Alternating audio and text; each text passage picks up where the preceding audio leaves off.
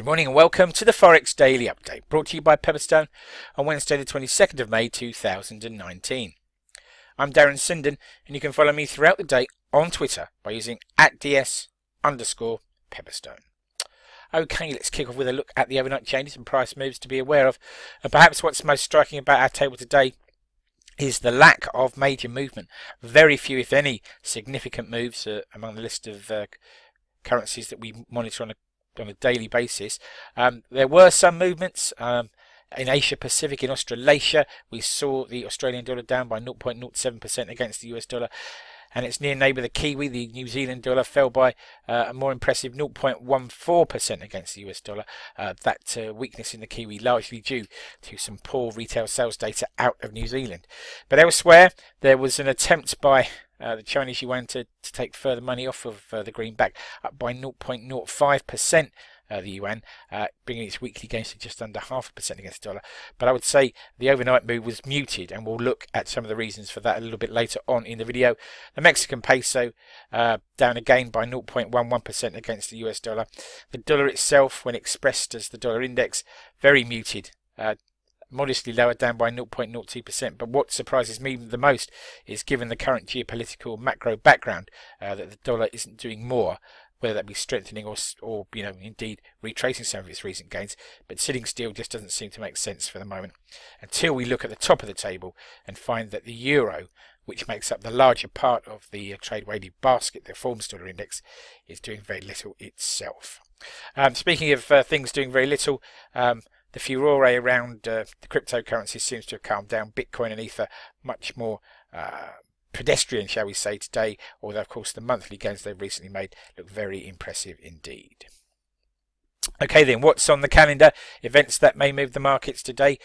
Well, it's a calendar that's dominated really by central bankers' speeches and meeting minutes, shall we say, but there's also a healthy dose of inflation data in there too. So we've already had speeches by the Bank of Japan's Harada and the Fed's Jimmy Buller. Those were earlier this morning, and to come at 07:30 GMT, we jumped straight in with a speech from the ECB President Mario Draghi, who of course will be stepping down at the end of October, and so is into the last 3 or 4 months of his term. It'll be very interesting to hear what he's got to say this morning.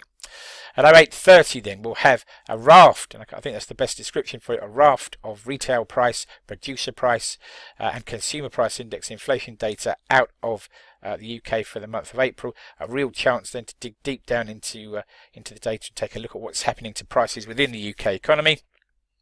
We'll also get a chance to look at the state of UK government finances with the release of the public sector net borrowing requirement data for the month of April. Of course, public finances in the UK have been appreciating or improving of late, I should say, perhaps. Okay, at 09:30 GMT, we'll have the second central banker speech in the London session, and this one from the ECB's Peter Prier. We'll also have a 10-year bond auction from Germany at some point this morning. And then at 12:30 GMT, we jump over the water to Canada for retail sales, both inclusive and exclusive of autos, for the month of March. We'll pause then until 1800 hours when we'll have our second major event of the day, and that the release of the Fed FOMC minutes, the details of the last meeting, who said what, voted how, and what the committee thought was the likely path of US interest rates in the future, and the state of their views, I should say, on the state of the US economy currently. Then at 23:50, if you're still in the market, you can catch foreign investment in Japanese stocks for the week of May 17th. Okay then, breaking news and comment that's caught my eye overnight. And first of all, Japanese balance of trade data for April showed a 5th straight month of declining exports, which fell by around 2.4% year over year versus forecast for a more modest decline of 1.8%. However, at the same time, imports into the country grew faster than expected, rising 6.4% on a year-on-year basis versus estimates for more modest growth of 4.8%. So a two-edged sword there. One wonders why exports are declining so quickly from Japan and so consistently. At the same time, this build-up in imports could suggest that we'll see a rebound in exports later on, particularly if the Japanese are importing goods that they and raw materials that they'll then manufacture and resubmit. And indeed, there was resubmit for export, I should say, and indeed there was some news elsewhere in Japan that machinery orders had risen by 3.8%, so perhaps that's the case. Nonetheless, we'll need to keep a close eye on this balance of trade data over the balance of the next quarter. Okay, Asian equities had a muted session overnight thanks to reports that the US may extend its technology blacklist beyond Huawei, or Huawei, however you care to pronounce it, and that might also account for the slightly muted performance of the yuan overnight.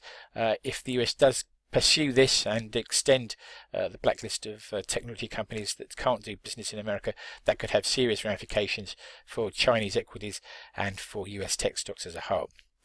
Okay then, US Democrat lawmakers will today begin to debate whether to initiate impeachment proceedings against President Trump.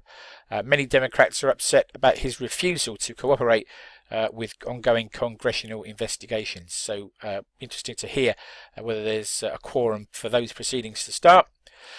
Meanwhile, North Korea has warned the US over an impounded ship and comments about Kim Jong-un made by presidential hopeful Joe Biden. So tensions are ratcheting up, I think it's fair to say, between North Korea and the US once again. Finally then, food for thought and something to take away with you into the trading day and beyond. And why not think about this?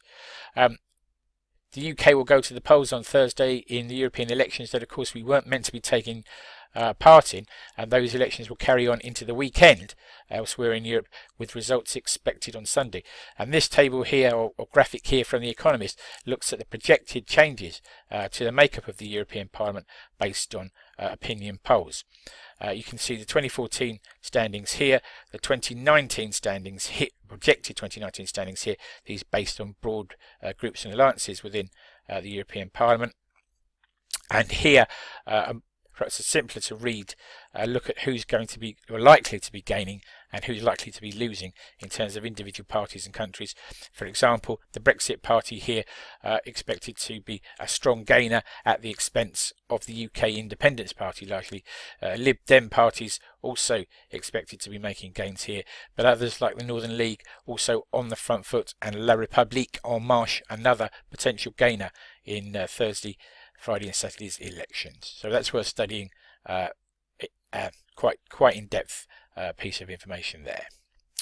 Okay, it's risk warning time. Please do take a moment to read this risk warning, as trading CFDs and foreign exchange on margin can be a risky business. If you're in any doubt about those risks or the suitability of leverage products for you, then please do contact your Pepperstone account representative, and as I say, do take the time to read this risk warning thoroughly. Thank you for your time today.